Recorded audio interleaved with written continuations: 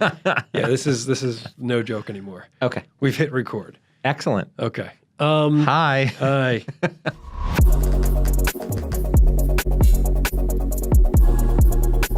Welcome to the Thoughts on Digital podcast. Ideas and insight about the ever-changing world of digital marketing. Hi, and thanks for joining us. I'm Adam Levine, and today we're joined by Jason Farrar, Sales and Marketing Executive at All Things Media. How you doing, Jason? I'm awesome, Adam. Thanks for having me here. Awesome. Well, thanks for coming. Today, we figured we're going to talk about an article that you found about a pretty cool technology that just came out. It is, I believe it's, the name of the company is Standard Cyborg. Yep. And they've come up with an app called Capture. Yep. So just from what I was reading, it sounds pretty awesome. It's this ability to take the front-facing camera on the iPhone 10, and it has like a depth camera to it, Right. And create a 3D model from anything that you photograph, right? Right. I mean, it's a progression of technology that is going to be important. The more you have things like augmented reality and virtual reality in the world, you need 3D imagery, right? So the challenge is with everything we do here at All Things Media is how do we quickly get that 3D imagery out there and usable? And there's been a lot of strides that have been made, especially in the last few years. But something like this app could be a significant step forward. I think it's all TBD. Right. But from some of the initial captures that we've seen, if you're able to do a decent capture off of an iPhone, it just democratizes that technology very quickly. Sure. And all of a sudden, people will start flooding into the space, especially because if you do anything in digital in general, actually, people want their avatar. They want their face in it. They want it to be as realistic as possible. And right now, most of the 3D that's out there, we do some amazing 3D, but when it comes to people, okay, one, that's hard, Right. and two, it's not you. It's a robot. It's a more cartoonish avatar that you have. So being able to capture yourself and put that into a digital experience, I think is going to be a great stride forward, especially in terms of consumer marketing. Yes, we buy stuff, but really it's all about us, right? Right. At the end of the day, it's all about us. Come on. So, if you can do that, if you can use a simplified app that's off of an iPhone, or a mobile device, and then quickly use that inside of a digital experience, I think it's going to be a real step forward. It's pretty awesome. I mean, I remember a few years ago, I think it was Adobe had maybe it was another 3D. It might have been like Autodesk, I think is who had it. It was basically you would take a series of photos and walk around an object, and it's basically photogrammetry Right. that was able to be used on your phone. But this is a whole other level. I mean, this doesn't take photos. I mean, it's using light and it's Right. It's like an image capture. Yeah, it's using, like I said, it's using the camera. There's obviously a program behind it that's proprietary to them. Right. And from the images that I've seen, they're a little grainy. Sure. It's not great yet, but just like anything. I mean, any new technology, it's not perfect when it first starts, but you recognize that it's something that's great. It's got the potential. photogrammetry thing is. I still view that as an up-and-coming technology, even though it's been around for a while. Mm-hmm. We've done a lot of stuff here where that's been part of discussions we've had with major clients. If you want to get imagery again, if you want to get any product into a 3D space, the challenge is how do you do it quickly and cost-effectively? Again, we have an amazing 3D team here, but if they have to build things from scratch, pixel by pixel, Right. It takes time, Right. and time is money, right? So the faster you can capture something, whether it's a pair of jeans or a soda can or a vehicle, whatever it is, if you can take something in photogrammetry, capture it, and then do a simple transition into a 3D space with something that's going to look really good, Right. It dramatically shortens the time that you're going to have to get these 3D objects workable. And then once they're workable, you can use them across every platform. You can use it on your phone, your tablet. You can use it on a computer. You can use it in a VR device. You can use it in an AR device. Once you have that digital asset, the ways that you can use it is very, very broad. Yeah, and I wonder, I saw that this, specific technology that they were using, or their app is free, which obviously is just going to open up the floodgates. But that said, the ability to capture, let's say, your face, your own avatar, and then the question of sort of ownership of that, who owns your avatar, I think is an interesting road that we're going down, because that's sort of like I know there's a handful of people out there now who are starting to swing backwards in technology and say, you know what, there's a little bit too much Big Brother happening. There's a little bit, with Alexa, and there's too many things listening. Right. They're going more in the, some people are going out and getting dumb phones. Right. But I've heard the argument that the only thing that they can control is sort of their own persona in the digital space, and a thing like this, if you're going to involve yourself in that, is one step further away from having. Yeah, I mean, I can see that, but I was at South by Southwest a couple years ago and listened to Mark Cuban, the keynote speaker there, and he was talking. People were asking him questions more about privacy, but what he said is really what I believe. He said, if you're concerned about your digital privacy, you're right to be so, but you also have to understand that train has already left the station. If you're concerned about it now, it's far, far too late. Your information is out there. It's being used. You may not like that aspect of it, but it's kind of like trying to put the genie back in the bottle. Mm. And with with this capture app that we're talking about, I think it's the same thing. It's interesting that it's free. They do that to build up the user base, right? They don't want to put any kind of barrier in the way to using it. The whole point is with technologies that it advances whether you want it to or not. Right. And the energy and effort that you're going to expend to try to resist the tide is wasted. It doesn't mean you need to participate. I mean, everyone has choices, and you make your choices, and that's great. But if you think that by opting out of something, it's going to stem the tide of what's coming, it's not. There's always somebody coming out over the top. We know that here, at ATM. As we veer to go to market, there are other people out there who maybe are looking at our stuff and saying, how can we do that? How can we do it better?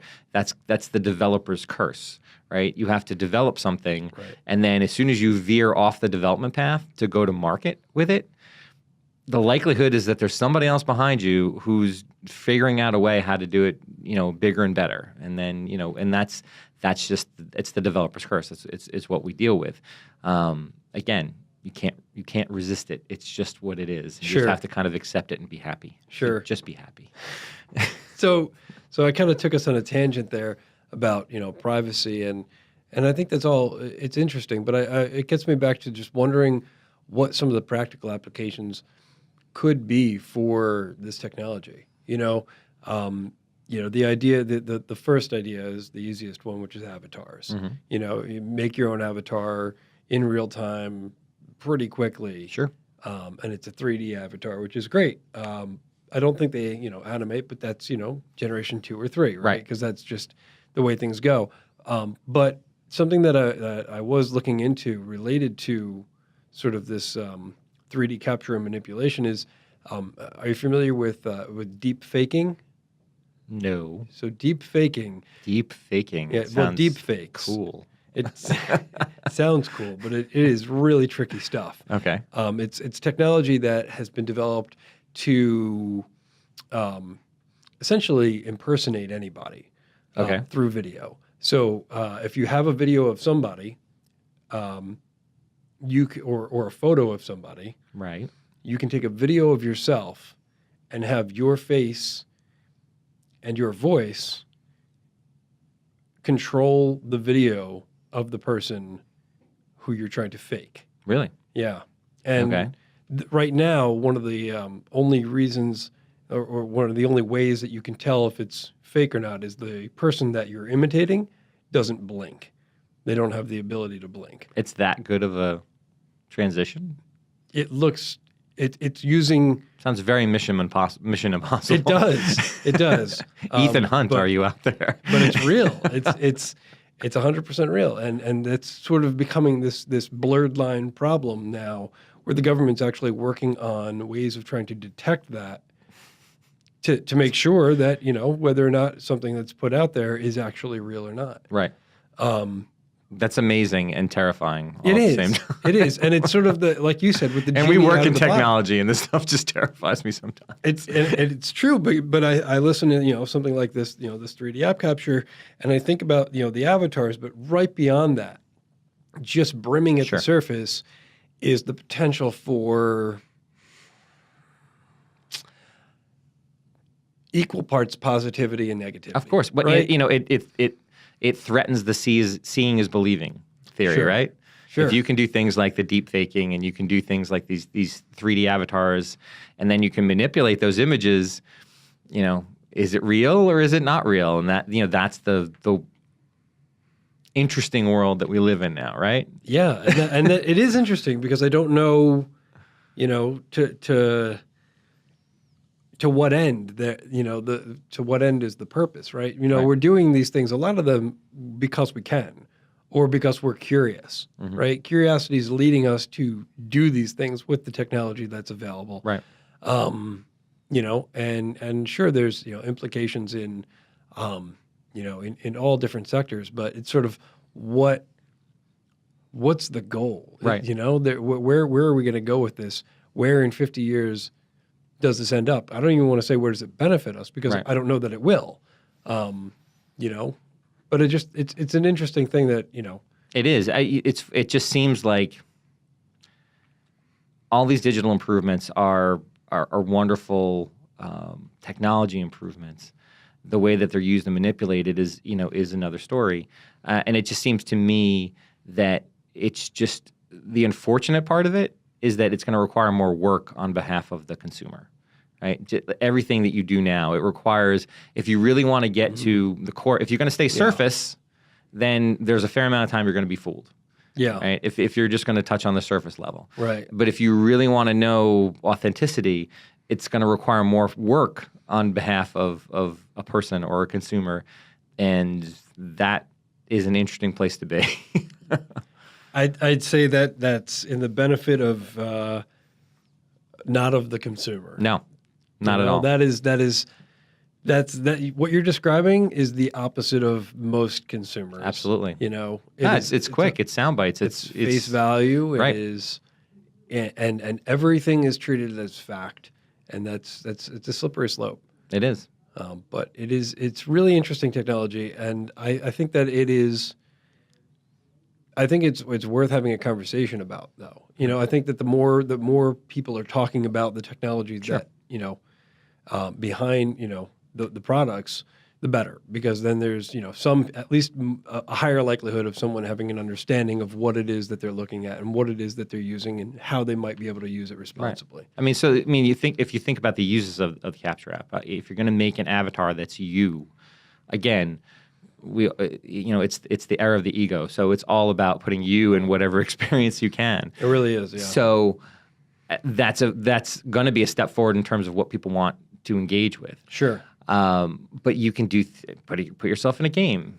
Maybe you're Mario instead of Mario Brothers. You can put yourself in any, or Fortnite for that matter, or anything. If you can put yourself inside of a game experience or inside of an entertainment experience, and gaming and entertainment are always the leaders on any new technology. Mm-hmm. It's the test ground for everything. One, because they're innovative, and two, because gamers in general are willing to dive in and try, whereas general consumers are more. They want to see something that's more finished, more polished before they buy in. Sure. So there's definitely going to be opportunities in terms of gaming, social media, 100%. There's a lot of multi-user social media solutions that are coming out through virtual reality, through augmented reality. Again, if you can put your face and your avatar in there, representing you, it's going to make for a better experience. Assuming that's what the goal is. Assuming you don't want to make yourself a robot or or something else. It's an extra layer of engagement that it's going to allow a user to feel connected to whatever it is that they're using. Right. And when we talk brand marketing and we talk to our clients, it's always about how do you connect, right? How do you connect with that consumer? How do you tell your story? And if it's going to literally include your imagery, that's going to be a positive influence on you. Sure. If you see you doing it right before you actually did it, Man, you're like, yeah, that would be great. It's like kind of that scene from Harry Potter. I don't know. Yeah. I can see myself doing it, literally. Right, See literally. myself doing it. Yeah, it's really interesting stuff. So, I mean, it's going to, this is going to improve. This is just the beginning for this technology. Sure. I think that the virtual reality and the augmented reality elements, it's going to play very well in those environments. I believe that those are still in their infancy, or at least in early stages in terms of what they can be or will be as these AR devices get smaller, and more user friendly. Right now, they're all, even some of the ones that are out now are still bulky on the bulky side, Sure. and people have a little bit of a barrier to putting something over their eyes. Right. As they get smaller and smaller, down to glasses size or contacts, whenever that happens, those kinds of experiences, any kind of thing that recognizes you and puts you in that environment is going to be embraced, I think, by consumers. Definitely. Well, all right. I think that this was informative, and I appreciate you taking the time to talk about it, because I think it's the kind of thing that, like I said, having a dialogue about this kind of stuff and putting that out there in one way or another just helps, inform the public and inform people who, are going to be those consumers out there actually using this stuff. Yeah, I think that it's these kind of dialogues. We have them obviously all the time here at ATM. Right, and we take that for granted too. We do. And I think that it's important for the more people think about these things, the more beneficial it's going to be. It requires information, it requires thought. Technology can be scary. So by having these kinds of conversations and commenting on them and doing your own research, it's just going to make the technology ultimately better too. It's going to make it work for what the people want. I think that's a great way to end it. Well put, sir. Thank you. All right. Well, thank you so much for taking the time to talk today. Awesome. Thanks, Adam. Appreciate it. Ideas always go further when they're shared. If you enjoyed the show, leave us a review on iTunes or drop us a comment on YouTube. Let us know what you think about today's topic. We'd love to hear your thoughts on it. Thanks so much for listening. We'll see you next week.